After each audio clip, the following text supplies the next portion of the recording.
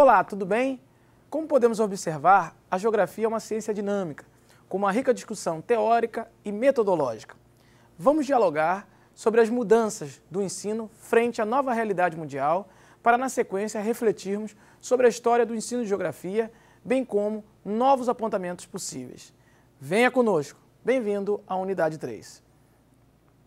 Antes de abordar a temática sobre a prática educativa na atualidade e na geografia, gostaríamos de definir o que entendemos por ensino no seu sentido amplo.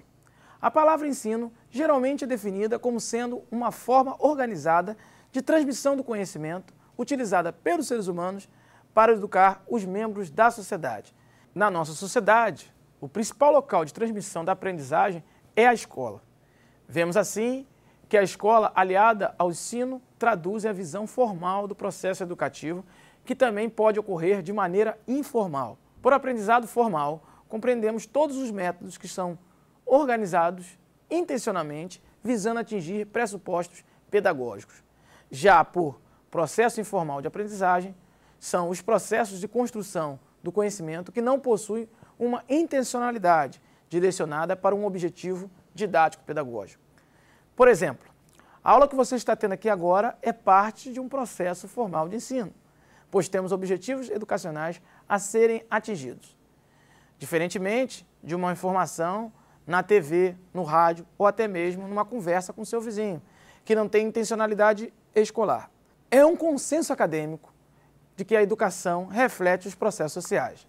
Há um outro consenso que os processos educativos variam conforme as sociedades, em determinado período histórico, em determinado lugar. Como já vimos, até mesmo em outras disciplinas, o objeto de estudo da pedagogia é a relação ensino-aprendizagem, tanto na maneira formal quanto na maneira informal.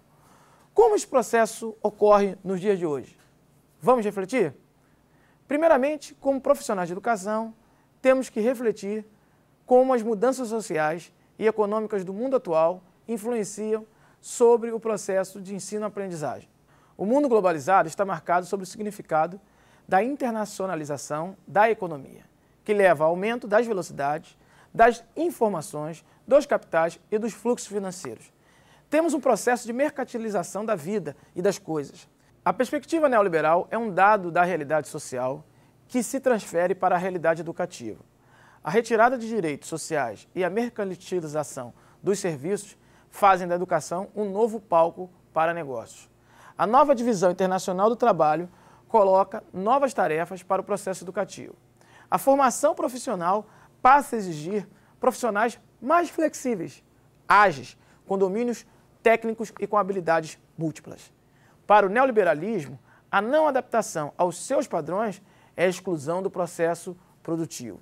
Nessa perspectiva, a educação se coloca a serviço do sistema produtivo, oferecendo aos alunos conhecimentos e habilidades necessárias para a sua inserção no mercado de trabalho.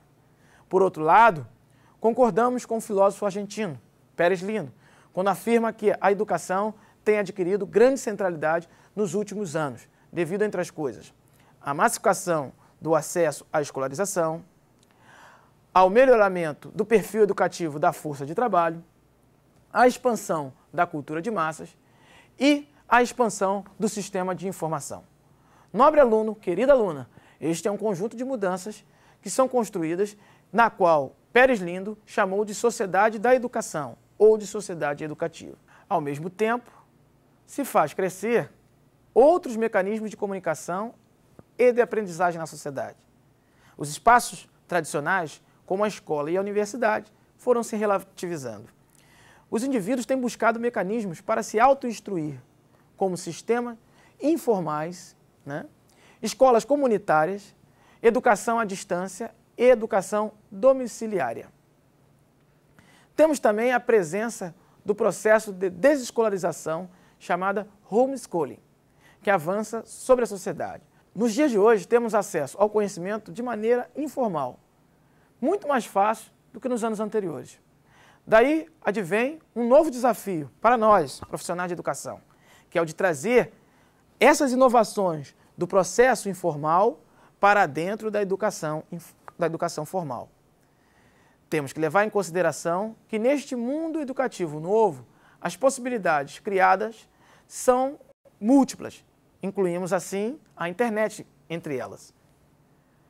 A internet abre muitos caminhos. Experiências de educação virtual e de autoaprendizado são construídas ali. Nos últimos anos, o crescimento do ensino à distância tem sido um fato marcante através da educação virtual. Não podemos desconsiderar também o conjunto de informações e de softwares educativos existentes na internet, manifestando uma nova dimensão deste processo. Porém, o professor argentino Pérez Lindo nos afirma o seguinte: a cultura de massas se implementa com meios de comunicação social, porém também cresce o analfabetismo funcional, que diminui o número de leitores, o domínio da língua corrente tem se deteriorado.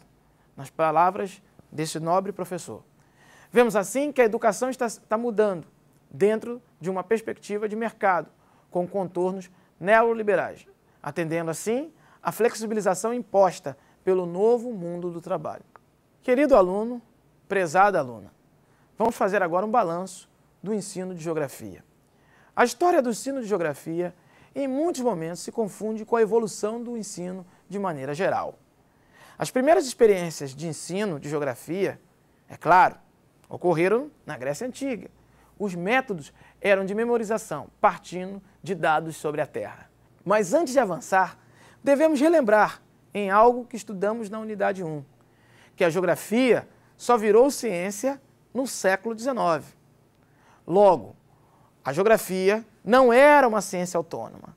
Os conhecimentos de geografia estavam ligados aos estudos de história, de geometria e de literatura.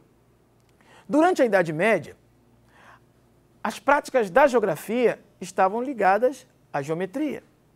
A presença marcante da Igreja e a sua lógica mística levava os estudos a serem marcados por mitos e por lendas. Com os avanços científicos provenientes do século XVI, temos as grandes navegações e a expansão do capitalismo. Surgiram novas tendências de conhecimento. Neste período, tivemos novos apontamentos na pedagogia, que contribuíram decisivamente na evolução do ensino. Na época, ocorreram recomendações didáticas que apontavam para o desenvolvimento do conhecimento geográfico. O pedagogo Comênius propôs como princípio didático a percepção sensorial e a observação de elementos do espaço de vivência do aluno. Apontava assim uma perspectiva geográfica de ensino, partindo do lugar aonde se mora, para depois ir gradativamente aprendendo a sequência sobre os demais países do continente europeu. O filósofo iluminista Rousseau teve várias contribuições em relação ao ensino, dentro de uma perspectiva geográfica. Além de combater a memorização, defendia a observação direta na compreensão dos fenômenos naturais. Pestalozzi evoluiu as ideias de ambos os autores. No seu trabalho prático, defendeu o trabalho de campo, como forma de partir do local para o geral, do mais simples para o complexo. O século XIX é marcado pela sistematização da geografia enquanto ciência. Alexander von Humboldt e Karl Ritter são precursores nesse processo. O ensino de geografia é implementado na Alemanha, antes mesmo da unificação em 1871. A propaganda do Estado-nação era o objetivo do ensino de geografia da época. Era fundamental para consolidar o patriotismo. Entre as práticas escolares estavam os exercícios de memorização, as cópias, as pinturas de bandeiras e mapas. Enumerar rios, montanhas, cidades, países, recursos disponíveis eram os principais conteúdos a serem trabalhados na sala de aula de geografia. Veja, caro aluno, que o ensino de geografia, desde seu nascedouro, é marcado por germes da geografia tradicional ou clássica. A memorização era o ponto central desta lógica. A educação tradicional pauta a escola como um mero local de reprodução do conhecimento, o que levou a Paulo Freire a definir a educação tradicional como uma educação bancária. A geografia tradicional, por outro lado, não se diferenciando da educação conservadora, também construiu seus pressupostos sobre a prática do positivismo. O caráter também é mecânico, decorativo e principalmente descritivo. Como vimos na unidade 1, a geografia tradicional é questionada pela geografia crítica, uma geografia militante. Esse breve balanço nos revela que há uma relação direta entre o ensino e a concepção de geografia. Analisaremos a seguir a evolução do ensino de geografia no Brasil.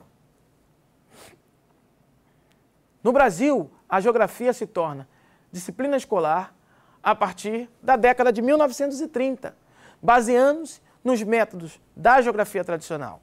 Memorização de listas, de nomes, dados, valorizava a descrição do território e enaltecia as nossas riquezas naturais.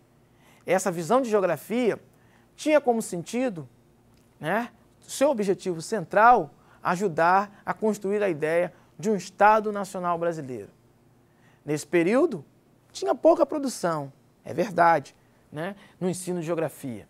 A obra de Delgado de Carvalho, Metodologia do Ensino Geográfico, é um grande marco. O ensino de geografia no Brasil foi reformulado depois da Segunda Guerra Mundial. Com a influência da geografia quantitativa, o ensino ganha dimensões pautadas no positivismo lógico. Na ditadura militar, o sistema como um todo sofreu mudanças. Acordos internacionais foram feitos e influenciaram diretamente no processo de reforma da educação brasileira, que culminaram em duas reformas muito importantes. Uma foi a reforma universitária e outra foi a reforma do ensino de primeiro e segundo grau. Se no ensino superior a Lei 5.540, de 1968, refletia contradições do regime autoritário e a busca por novos paradigmas entre os intelectuais, o mesmo não se pode falar da Lei 5.692, de 1971, que trata do que hoje nós concebemos como educação básica. A referida lei diminuía a importância do ensino das ciências humanas, através de mudanças curriculares, que criaram o SPB, aquela velha disciplina chamada Organização Social e Política do Brasil, e Educação Moral e Cívica, em detrimento do ensino de História e de Geografia. A lei também trouxe o fim do exame de admissão ao ginásio, a fusão do ginásio ao primário, transformando o primeiro grau em 8 anos. O processo de reabertura brasileiro, nos anos 80, trouxe novas reflexões para o processo educacional. As lutas dos movimentos sociais e a possibilidade de novas práticas pedagógicas marcaram um período. Neste contexto, a geografia ganhou espaço nas universidades e nas escolas, fazendo com que o ensino de geografia se tornasse mais dialético e, ao mesmo tempo, dinâmico. Não existe criticidade sem ação coletiva e militante. O ensino de geografia, novos desafios e perspectivas. Vimos nos pontos anteriores que as mudanças do mundo moderno influenciam diretamente na educação e no ensino de geografia. Outro assunto também importante é que a geografia vive um paradoxo. Paradoxo é uma contradição, uma dialética. Seus temas estão cada vez mais em voga no mundo moderno, porém, as discussões escolares e universitárias não levam em consideração estas questões. As questões ambientais, as desigualdades sociais e a globalização são exemplos do que estamos nos referindo, da qual a sala de aula deve ser um bom espaço de debate. Acreditamos, assim, que o ensino de geografia é fundamental para que as gerações futuras possam compreender as transformações do mundo. Nosso dever, ao ensinar geografia, é dialogar sobre a realidade e apresentá-la em sala de aula. Nos anos iniciais, o desafio vai na mesma direção. Os alunos, desde pequenos, têm acesso a informações e à tecnologia, seja pelas redes sociais ou pelos meios eletrônicos. Não podemos ignorar esta realidade. Precisamos fazer com que os nossos alunos compreendam que o homem é um ser ativo e que atua sobre a natureza. Entendemos como fundamental o ensino de geografia em todos os anos de escolaridade, pois apresenta ao aluno a possibilidade de integrar o homem à natureza, o lugar ao mundo, as inovações do mundo cotidiano, à prática social. Chegamos ao final da terceira unidade. Está sendo uma honra estudar contigo. Saudações geográficas, até a próxima unidade.